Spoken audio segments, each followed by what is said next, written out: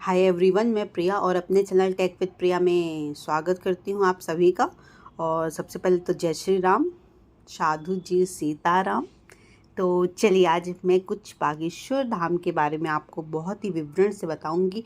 आप एक एक लाइन ध्यान से सुनिएगा, आपको पूरी समझ में आएगा कि एक्चुअल में उधर का क्या है ना। उधर पे क्या होता है, कैसे अर्जी लगती है, कैसे उनका दर्शन मिलता है, मैं आपको सब कुछ छोटे से वीडियो के ज़रिए आपको बताऊंगी। ओके, तो आप भी देख रहे हैं कि जो बागेश्वर धाम है अपने चमत्कारों की वजह से वर्तमान समय में काफ़ी ज़्यादा प्रसिद्ध होते जा रहे हैं। बागेश्वर धाम मंदिर से एक जुड़ी बात जो है बताई जाती है कि जो भी व्यक्ति आता है उसकी सारी मनोकामना पूर्ण होती है। इसके साथ साथ यह भी बताया जाता है कि यहाँ पर जाने वाले श्रद्धालुओं को जिस तरह की दिक्कत होती है वो दिक्कत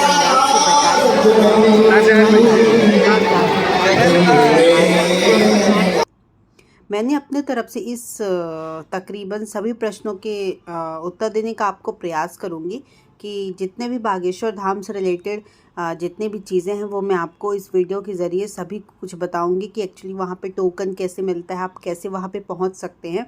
तो जो बागेश्वर धाम है भारत देश के राज्य मध्य प्रदेश के छतरपुर जिला के एक छोटे से गाँव में स्थित है। ठीक है, मध्य प्रदेश के छतरपुर जिला में यह मंदिर नज़दीकी प्रमुख शहर छतरपुर से तकरीबन 35 किलोमीटर की दूरी पर स्थित एक छोटा सा गांव गढ़ा में स्थित है। आप अपने यहाँ से इस गांव को विजिट करेंगे तो वहीं पर हनुमान जी की महाराज बालाजी के रूप में दर्शन कर पाएंगे। यहाँ पर लोगों की समस्याओं को धीरेन्द्र कृष्ण महाराज जी द्वारा सुना और उनके द्वारा समाधान भी किया जाता है। लोग यहाँ पर काफ़ी दूर दूर से अधिक संख्या में आया करते हैं। बागेश्वर धाम सरकार वर्तमान समय में काफ़ी चर्चित हो गया है। अब बागेश्वर धाम का टोकन कैसे रहता है, तो बागेश्वर धाम महाराज से अर्जी लगाने के लिए एक टोकन की ज़रूरत पड़ती है जिसे वहाँ के कर्मचारियों द्वारा लोगों के बीच वितरित किए जाते हैं। अगर आप भी अपनी अर्जी लगाना चाहते हैं तो यह टोकन लेना ज़रूरी होगा। इस टोकन को लेने के लिए आपको वहाँ पर अपना नंबर, मोबाइल नंबर की जानकारी देनी होगी, तभी वहाँ पर स्थित कर्मचारी आपको टोकन वितरित कर पाएंगे।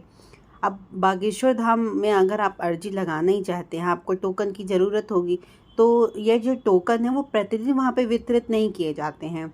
महीने में एक विशेष दिन आयोजन होता है। उस विशेष दिन के बारे में आप या तो यहाँ पर जाकर या सोशल मीडिया अकाउंट पर जाकर पता कर सकते हैं, कॉल करके पूछ सकते हैं। टोकन मिलने के बाद आप बागेश्वर धाम महाराज से जाकर अर्जी लगा सकते हैं। बागेश्वर धाम छतरपुर की महिमा को बहुत ही चमत्कारी बताया जाता है। यहाँ पर हनुमान जी के महाराज बालाजी के धाम के नाम से व्याख्या होने वाली एक खूबसूरत प्रतिमा को देखा जा सकता है। बताया जाता है कि यहाँ के महाराज श्री धीरेन्द्र कृष्ण लोगों के तकरीबन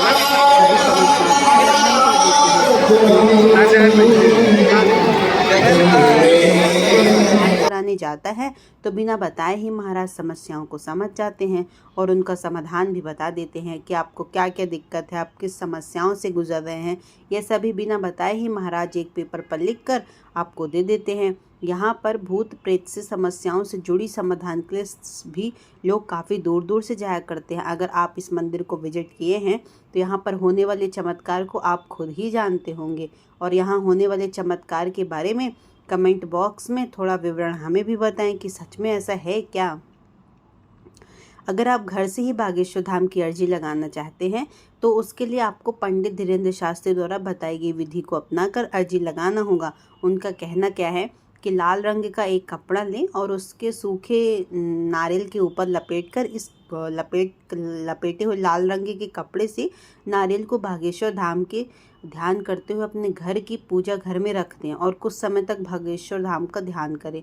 इस तरह आप अपने घर बैठे ही बागेश्वर धाम सरकार की अर्जी लगा सकते हैं। अब जैसे आपको पता करना है कि अर्जी स्वीकार हुई कि नहीं, तो घर बैठे अगर आप बागेश्वर धाम सरकार से ही अर्जी लगाते हैं तो आपको पता करना है कि मेरी अर्जी स्वीकार हुई कि नहीं। इसके लिए महाराज जी द्वारा बताई जाती है कि आपके अर्जी लगाने के 2 दिन तक आपके स्वप्न में अगर हनुमान जी के किसी रूप में दर्शन हुए हैं तो समझ जाइए कि आपकी जो अर्जी है वो बागेश्वर धाम में स्वीकार कर ली गई है। अब बागेश्वर धाम की जो सरकार है, मंदिर की कथा कैसे सुन सकते हैं? तो देखिए, सोशल मीडिया का ज़माना है ना। अगर आपके पास दो विकल्प है, अगर आप ऑनलाइन के माध्यम से यूट्यूब चैनल को विजिट करते हैं, नहीं तो दूसरा टीवी लाइव प्रसारण में भी आता है, जिसके माध्यम से आप बागेश्वर धाम की सरकार की कथा आसानी से सुन सकते हैं। अब यूट्यूब के माध्यम से अगर आपको सुनना है तो आपको क्या करना है, यूट्यूब ओपन करना है और उनके ऑफिशियल यूट्यूब चैनल को विजिट करना है, जो कि बागेश्वर धाम सरकार नाम है। यहाँ पर वर्तमान समय कथा के साथ साथ पौराणिक कथाएं भी सुनाई जाती हैं, अर्थात जो भी वहाँ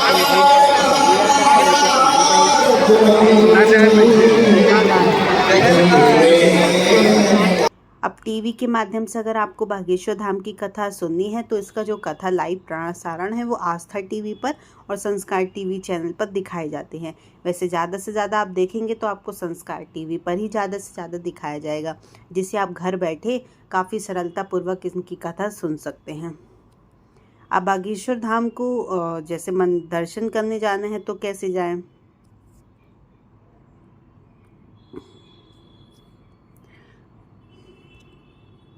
तो बागेश्वर धाम अगर जाना है तो मध्य प्रदेश राज्य में स्थित बागेश्वर धाम छतरपुर को कम विजिट करना चाहिए।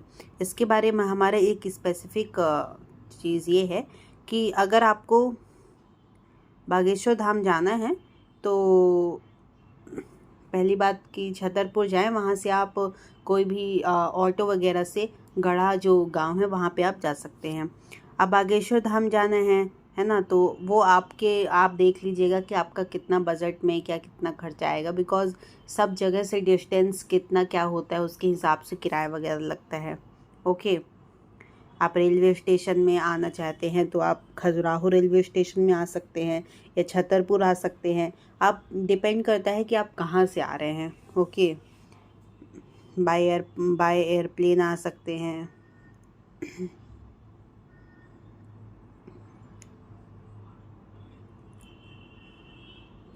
चलिए, तो बागेश्वर धाम के बारे में मैंने काफ़ी कुछ बताया आपको।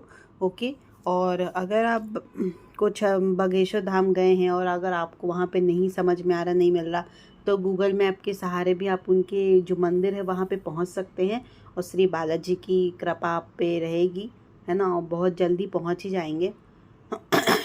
चलो चलो भक्तों, तो जय श्री राम, राधे राधे, साधु जी, सीताराम, बाय बाय।